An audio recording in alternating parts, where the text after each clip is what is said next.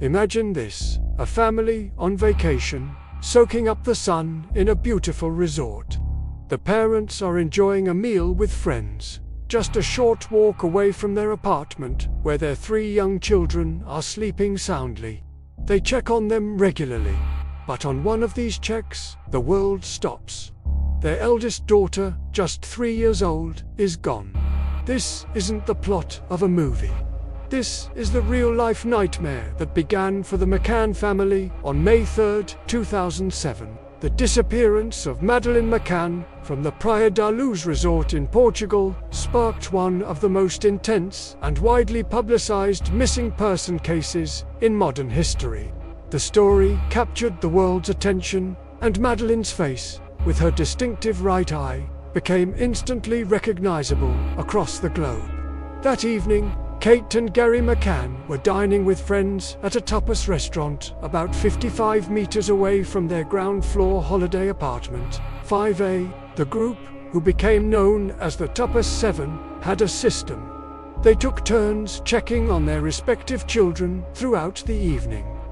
Around 9:05 p.m., Gary McCann did a check and saw all 3 of his children, Madeleine and her younger twin siblings, sleeping peacefully.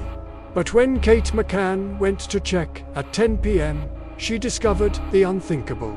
The children's bedroom window was open, the shutter raised, and Madeleine's bed was empty.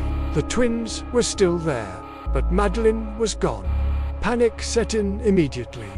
A frantic search of the apartment complex began, with hotel staff and guests joining the desperate parents, their voices calling Madeleine's name into the night. The Portuguese police were alerted, and what would become a multinational investigation was set into motion.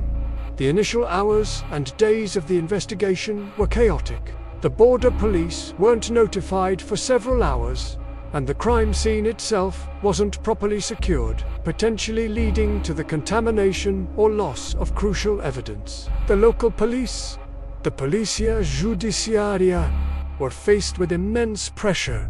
The world was watching. Theories began to fly almost immediately. Was it a planned abduction, an opportunistic crime, a burglary gone wrong? One of the earliest and most significant sightings came from one of the McCann's friends, Jane Tanner. She reported seeing a man carrying a child away from the vicinity of the McCann's apartment around 9:15 p.m. Shortly after Jerry's check, this led to the creation of the first composite sketch of a potential suspect. As the days turned into weeks, the focus of the investigation took a shocking turn.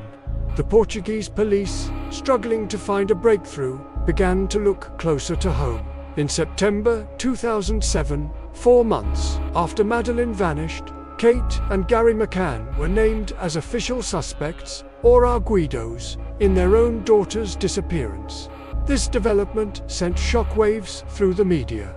The police theorized that Madeleine had died in an accident within the apartment, and that her parents had concealed her death and disposed of her body. This theory was partly based on the inconclusive findings of 2 British sniffer dogs trained to detect the scent of human remains and blood. One dog reportedly gave alerts in the McCann's apartment and in the trunk of the car they had rented 25 days after Madeleine went missing. The McCanns vehemently denied these accusations. They found themselves fighting a battle on 2 fronts, searching for their missing daughter while also defending their innocence against a torrent of speculation and media scrutiny. For nearly a year, they lived under this cloud of suspicion until July 2008, when the Portuguese Attorney General announced that they were no longer suspects, citing a lack of evidence. The case was officially archived. But for Kate and Gary, the search never stopped. They channeled their grief and frustration into action, launching a private investigation funded by public donations. They established Madeleine's Fund, keeping her story in the public eye through relentless campaigning and media appeals. They believed their daughter was still alive and could be found. The case remained dormant officially for several years, But the McCanns' private investigators continued to follow up on leads and sightings from around the world. Then, in 2011, a major development occurred. At the request of the McCanns and the British Home Secretary, Scotland Yard launched its own review of the case, codenamed Operation Grange. This new investigation brought fresh eyes and extensive resources to the table. Detectives from the Metropolitan Police sifted through the vast mountain of evidence gathered by Portuguese authorities and private investigators. They re-examined witness statements, phone records, and forensic data. Their meticulous work led them to believe that Madeleine was likely abducted in a pre-planned criminal act. By 2013, Operation Grange had identified several persons of interest. They released new EFIT's digitally enhanced composite sketches of men seen in and around Praia da Luz on the night Madeleine disappeared. The new appeal, aired on television across Europe, generated thousands of calls and emails, breathing new life into the investigation. The focus gradually narrowed, leading detectives to a German man who had been living in the Algarve region at the time. His name is Christian Bruckner, a convicted criminal with a history of offenses, including crimes against children. He lived in a camper van and frequented the Praia da Luz area. Crucially, phone records placed him near the McCann's apartment on the night Madeleine vanished. In June 2020, German police made a stunning announcement. They had identified Bruckner as their prime suspect and were investigating him on suspicion of murder. They stated they had evidence that Madeleine was no longer alive, though they did not elaborate on what that evidence was. This was the most significant breakthrough in the case in over a decade. Authorities have conducted extensive searches connected to Bruckner, including excavating a garden at a former residence in Germany, and more recently, searching a reservoir in Portugal that he used to visit. Each search brings a renewed wave of hope and anxiety for a resolution, but so far, no definitive proof directly linking him to Madeleine's disappearance has been made public. Bruckner, who is currently imprisoned for other crimes, has denied any involvement through his lawyer. As of today, Madeleine McCann is still officially a missing person. No one has been charged in relation to her disappearance. The case remains open, a painful and unresolved mystery. What happened to Madeleine? Was she taken by Christian Bruckner? Was it someone else entirely? Or is the truth something different from all the theories? These questions have haunted her family and the public for years. The story is a powerful reminder of a parent's worst fear and the enduring hope that, even after all this time, answers might still be found. The search for Madeleine has been a global effort, a testament to the fact that one little girl's story touched the hearts of millions. It's a story of loss, of unwavering parental love, and a relentless quest for the truth. And until that truth is uncovered, the world will keep watching, and her family will keep waiting.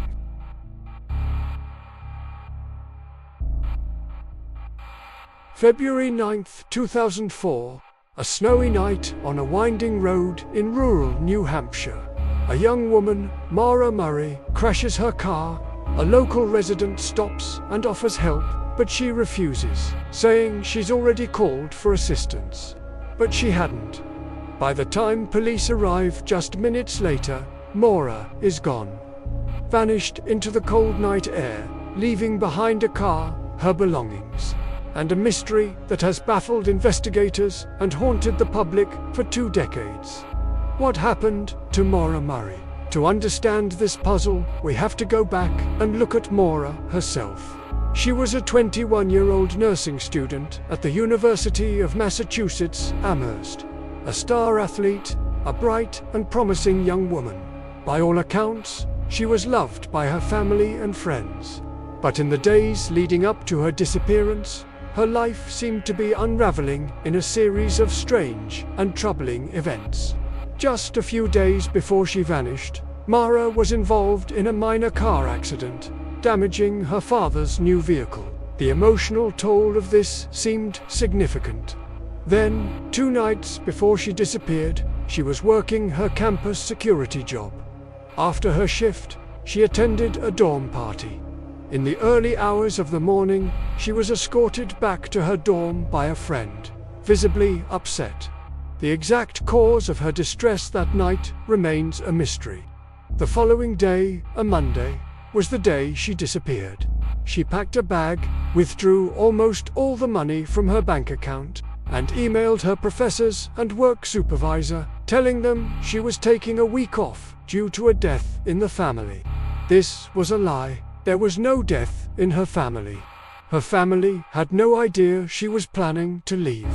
Maura then got into her car, a black 1996 Saturn, and started driving north. She stopped at an ATM and a liquor store before continuing her journey. Her destination was unknown. Was she heading to the White Mountains of New Hampshire to clear her head, a place she loved to visit with her family? Or was she running away from something or someone? That evening, around 7:30 p.m., on a sharp turn on Route 112 in Haverhill, New Hampshire, she crashed her car into a snowbank. This is where the timeline gets crucial and even more confusing. A local school bus driver, Butch Atwood, was driving home when he saw the accident. He pulled over and asked Maura if she was okay and if she needed him to call the police. She was reportedly shaken but not visibly injured. She pleaded with him not to call the police, claiming she had already called AAA. Cell service in that area was practically non-existent, so it's highly unlikely she could have made that call. Butch, feeling something was not right, drove home just 100 yards away and called 911 himself. The call was logged at 7:43 p.m. The first police officer arrived on the scene at 7:46 p.m. In that short window, a matter of minutes, Maura Murray was gone. When police arrived, they found the Saturn locked. A box of wine was spilled on the passenger seat, and some of her belongings, including her backpack, were gone. Her wallet, credit cards, and cell phone were missing, presumably taken with her, but her car keys and the rest of her packed items were left behind. A rag was stuffed into the car's tailpipe. Was this an attempt to stage a breakdown, or something more sinister? A massive search was launched in the following days and weeks. The woods surrounding the crash site were scoured by police, search and rescue teams, and volunteers. Helicopters with thermal imaging cameras swept the area. K-29 units were brought in, but the dogs lost Maura's scent about 100 feet from the crash site, right in the middle of the road. This detail has fueled one of the primary theories, that Maura got into another vehicle. But whose vehicle? Was it someone she knew, or a complete stranger who stopped to offer a ride? Was it a helpful passerby, or someone with malicious intent? Over the years, numerous theories have emerged, each trying to piece together the fragments of this case. One theory is that Maura, disoriented and possibly under the influence of alcohol, wandered into the dense, unforgiving woods and succumbed to the elements. The winter conditions were harsh, and survival would have been difficult. However, extensive searches have never turned up any trace of her. No clothing, no remains. It's hard to believe she could have vanished so completely, so close to the road. Another theory, the one her scent trail seems to support, is that she was picked up by another driver. This is the scenario her family fears most. It opens up the possibility of a random act of violence, that she accepted a ride from the wrong person. Several individuals have been looked at as persons of interest over the years, but no solid evidence has ever linked anyone to her disappearance.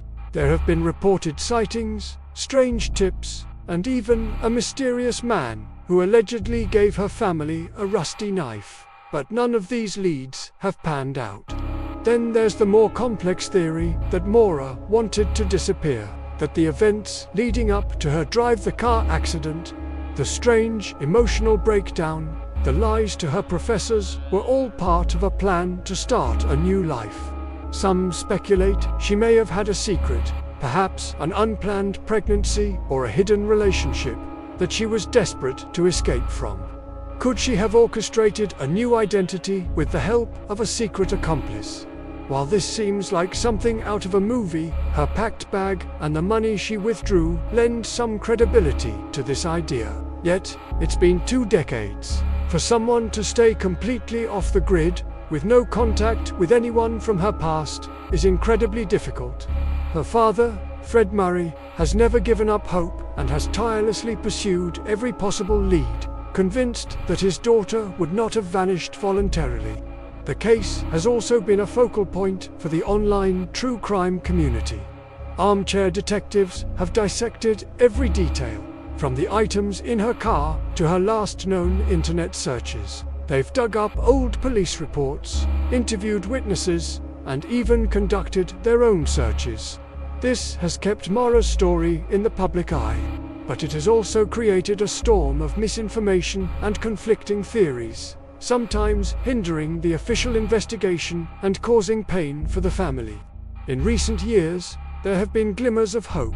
New technologies have allowed for advanced ground-penetrating radar searches of areas near the crash site, including the basement of a nearby house where a previous resident reported strange activity. Unfortunately, these searches have come up empty. Each new search, each new tip brings a wave of anticipation, followed by the familiar feeling of disappointment. So, where does that leave us? We are left with a 21-year-old woman who seemingly stepped out of her car on a dark, snowy road and into thin air. Did she run away? Did she get lost in the woods? Or did she meet with foul play? Each theory has its believers and its holes. The rag in the tailpipe, the refusal of help, the lost scent on the road, these are the tantalizing clues that lead nowhere and everywhere at the same time. The silence from that night on Route 112 is deafening. For her family, the not knowing is a unique and enduring torture. They are stuck in a moment in time, forever waiting for an answer. Maura Murray's face has become a symbol of the thousands of missing persons whose stories remain unfinished, their fates unknown. Her case is a chilling reminder that sometimes people can just vanish, leaving behind only questions.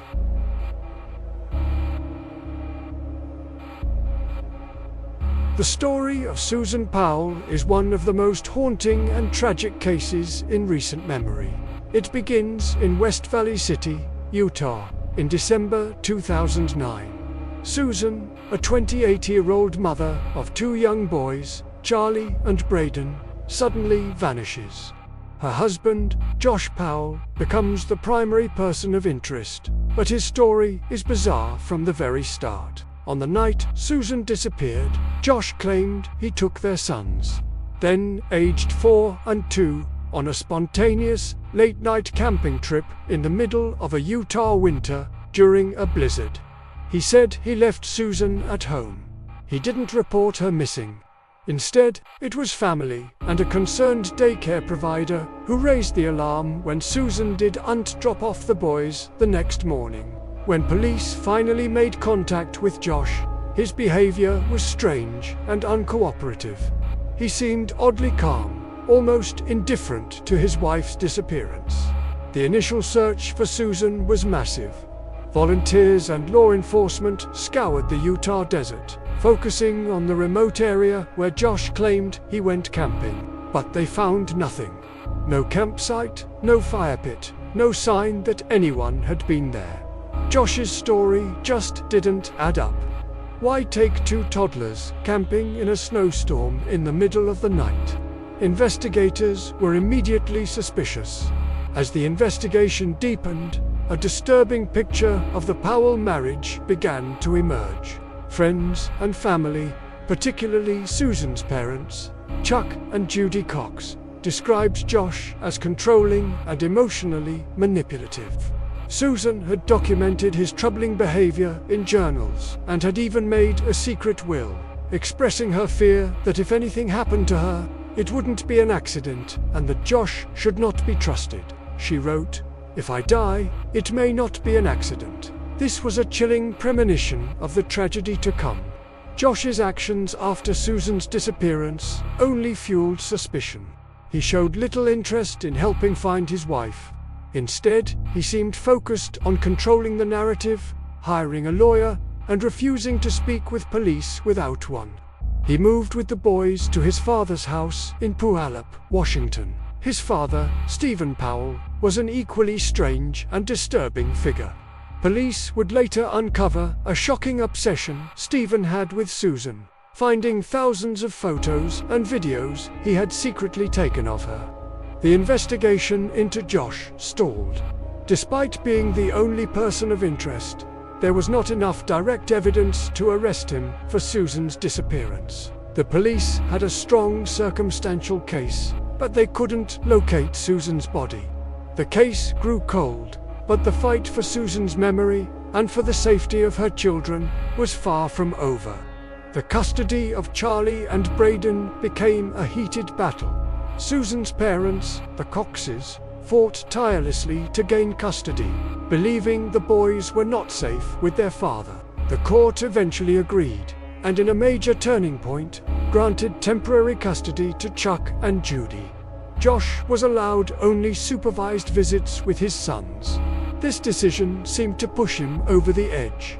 What happened next is an act of unimaginable horror. On February 5, 2012, during a supervised visit, Josh locked the social worker out of his rented home. He then attacked his two little boys, Charlie and Braden, with a hatchet before setting the house on fire, killing himself and his innocent children. It was a final, monstrous act of control and revenge. In his last moments, Josh had ensured that the boys could never share any secrets they might have known about their mother's disappearance. The tragedy sent shockwaves across the country. It was a devastating conclusion to a years-long search for answers. For Susan's family, it was the ultimate heartbreak. They had not only lost their daughter, but now their beloved grandsons as well, at the hands of the man they had long suspected. In the aftermath, Josh's brother, Michael Powell, who had been a staunch defender of Josh, also died by suicide. The entire Powell family seemed to be collapsing under the weight of their dark secrets. Years later, police officially closed the active investigation into Susan's disappearance, naming Josh Powell as the prime and only suspect in her murder.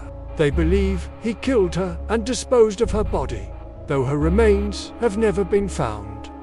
The story of Susan Powell is a powerful reminder of the hidden dangers of domestic abuse and the importance of listening to victims.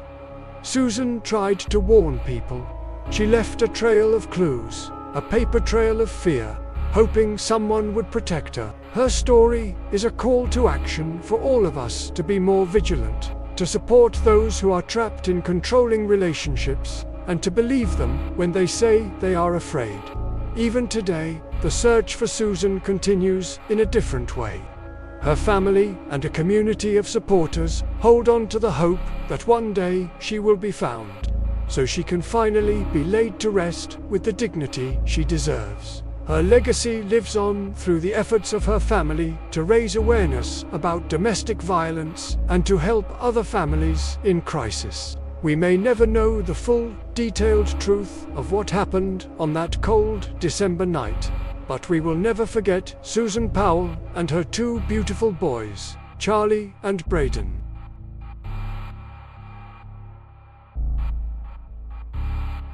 May 14, 2008. The end of the spring semester at Minnesota West Community and Technical College.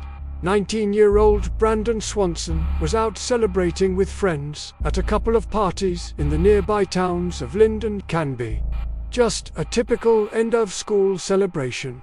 As the night wound down, Brandon left a friend's house in Lind to head home to Marshall, a short 30-minute drive. He knew the route like the back of his hand, but this drive would be different. This drive would become one of the most baffling mysteries in recent history.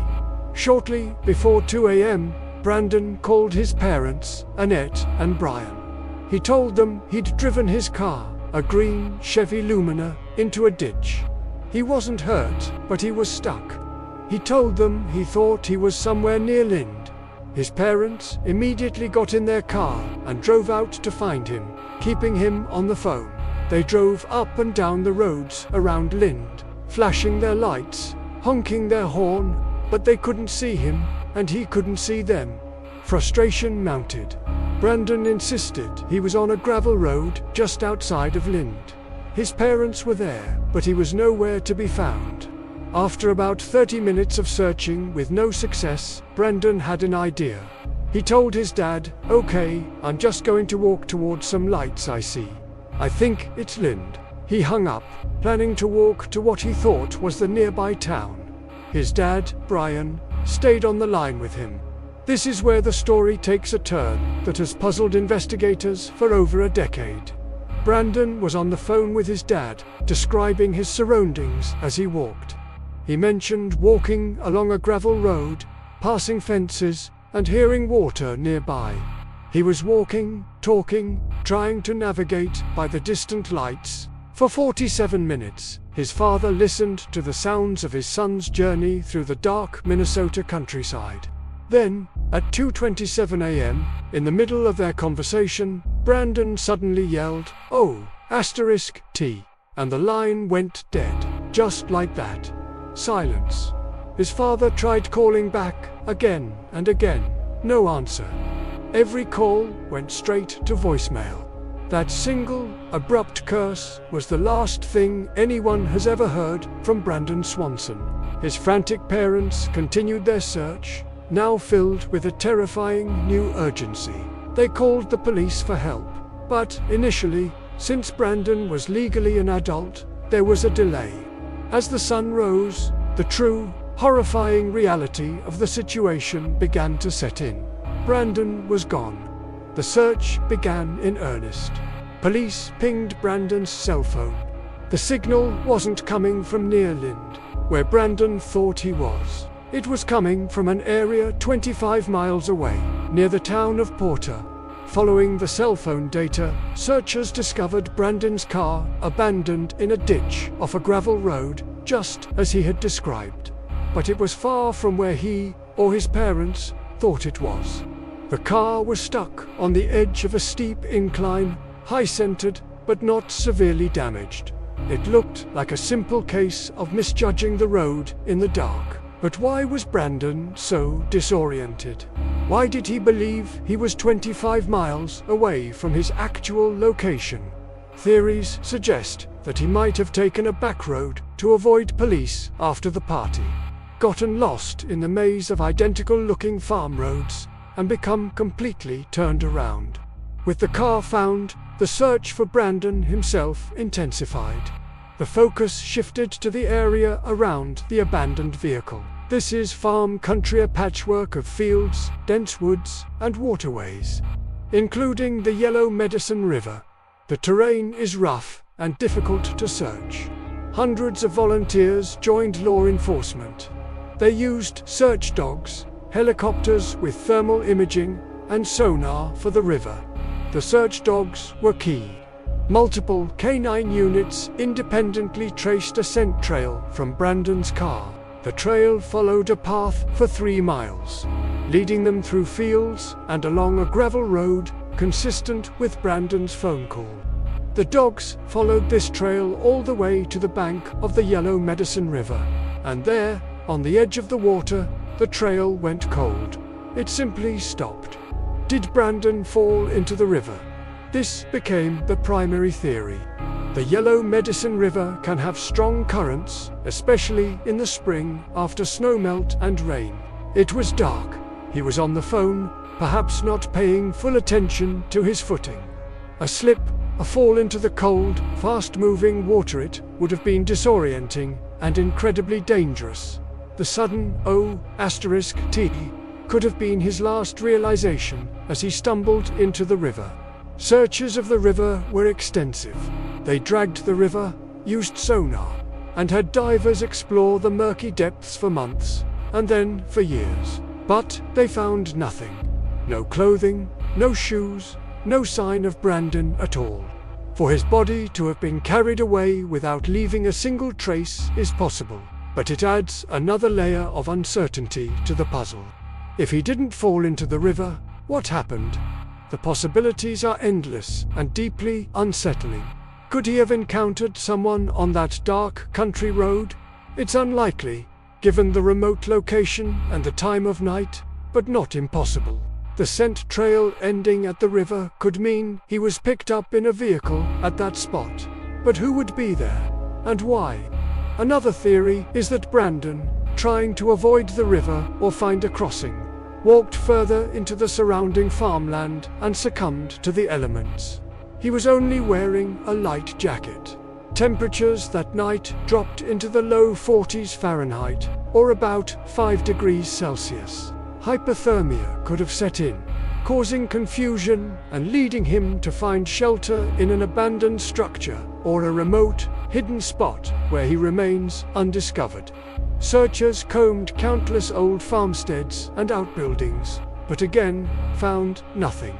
There's also the heartbreaking possibility that Brandon chose to disappear, but this seems highly improbable. By all accounts, he was a happy young man with a good relationship with his parents. He was celebrating the end of the school year. He had plans for the future. His call to his parents for help doesn't fit the profile of someone planning to run away.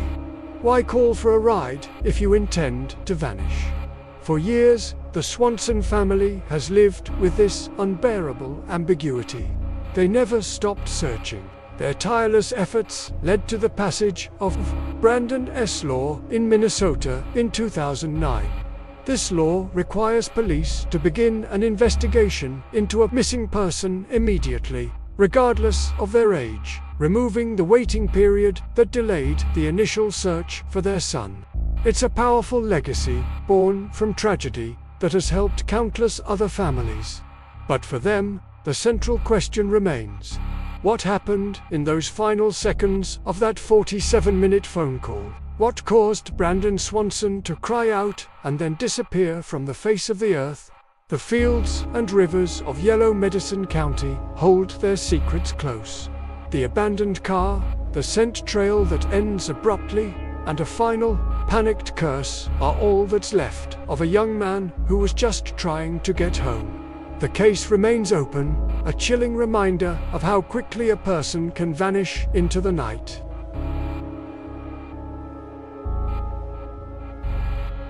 On a seemingly ordinary Friday morning, September 14, 2007, a 14-year-old boy named Andrew Gosden left his home in Doncaster, South Yorkshire, England. He was dressed in his school uniform, just like any other day. But Andrew never arrived at school. Instead, he made a series of choices that continue to baffle investigators and his family to this day. This is the story of Andrew Gosden, a gifted young man who vanished after a spontaneous trip to London. Andrew was known for being exceptionally bright. He was a strata student, on track for top marks in his upcoming exams. He loved video games, heavy metal music, and was part of the Young, Gifted, and Talented program. He was quiet, a homebody, and had a perfect school attendance record. By all accounts, he was a happy and content teenager, which makes what happened next so utterly incomprehensible. That Friday morning, Andrew left home at his usual time, but instead of walking the usual route to school, he waited in a local park until his parents had left for work. Then, he returned home, changed out of his uniform into a black Slipknot t-shirt and black jeans, and packed a bag. He withdrew £200 from his bank account, almost all of his savings, and walked to Doncaster station. Without telling a soul, he bought a one-way ticket to London King's Cross. Why a one-way ticket? The ticket clerk reportedly told Andrew he could get a return ticket for almost the same price, but Andrew insisted on the single. Security cameras captured his journey. We see him at Doncaster station, boarding the 9:35 a.m. train to London. Then, at 11:20 a.m., CCTV footage shows him arriving at King's Cross Station. He walks out of the main entrance and into the bustling city of London. And then, nothing. This is the last confirmed sighting of Andrew Gosden. He vanished into thin air. Back in Doncaster, his parents, Kevin and Glenys, had no idea anything was wrong. They expected him home from school around 4 p.m. When he didn't show up, they weren't immediately worried. They thought perhaps he was at a friend's house or at the local library. But as the hours ticked by and calls to his friends came up empty, a sense of dread began to set in. By evening, they reported him missing to the police. The discovery that Andrew had never even been to school that day turned their concern into panic. The police investigation began immediately. They quickly pieced together his trip to London using the CCTV footage and the bank transaction. But the crucial question remained: why London? Andrew loved London and had visited several times with his family. They had relatives there, and he enjoyed the cities, museums, and landmarks. Had he gone to meet someone? Was he planning to attend a concert? The family explored every possibility.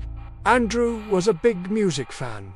That day, there were concerts by bands he liked, including 30 Seconds to Mars and Seketh, happening in London.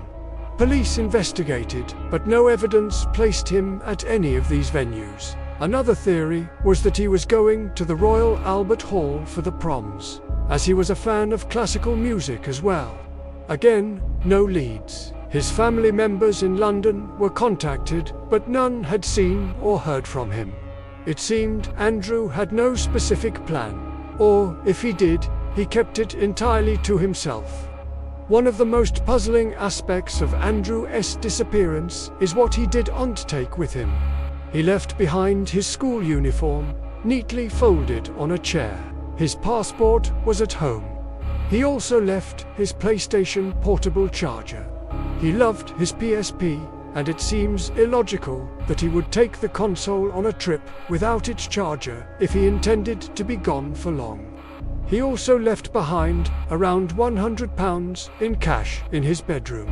The only things he took were the clothes on his back, his wallet, keys, and his PSP. The police and Andrew's family launched a massive publicity campaign. His face, with his distinctive double ridge on his right ear, was plastered on posters, buses, and featured in newspapers and on television across the country. His father, Kevin Gosden, has worked tirelessly for years, maintaining a blog and social media presence to keep his son's story in the public eye.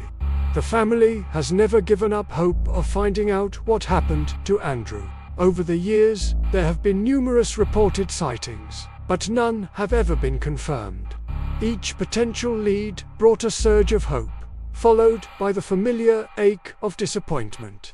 The case has been reviewed multiple times, and the police have explored various theories, from Andrew running away to start a new life, to him meeting with someone he met online, to a more sinister outcome. However, Andrew didn't have a computer in his room and rarely used the family's main computer, making the online theory less likely, though not impossible. His family believes he may have gone to London for a specific event or to meet someone, and that something went wrong. Perhaps he was groomed by someone who exploited his youthful innocence. Or maybe he simply intended to have a day out that went horribly awry. The fact that he bought a one-way ticket is particularly haunting. Did he not plan to come back, or did he simply not think about the return journey? The emotional toll on the Gosden family has been immense. In interviews, Kevin Gosden has spoken of the silent scream that lives with him every day. The not knowing is a unique kind of torture. They have kept Andrew's room exactly as he left it, a time capsule from 2007, waiting for a son who may never return. The family has been incredibly strong and dignified throughout their ordeal, channeling their grief into a relentless search for answers. In a significant development in late 2021 and early 2022, 2 men were arrested in connection with Andrew's disappearance on suspicion of kidnapping and human trafficking. This was the first major arrest in the case, and it sent shockwaves through the community of people who have followed this story for years. The police also seized a number of electronic devices. However, after a lengthy investigation, both men were released without charge in September 2023.